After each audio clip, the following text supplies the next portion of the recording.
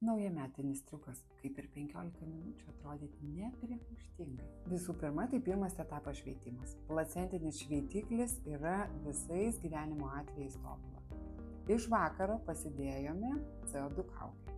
Su kamieninėm ląstelėm, kolagenu, elastinu ir visais fitoestrogenais, kurie iš neįmanomo, žinokit, varianto padarys tikrai gražuolę. Pelenės istorija.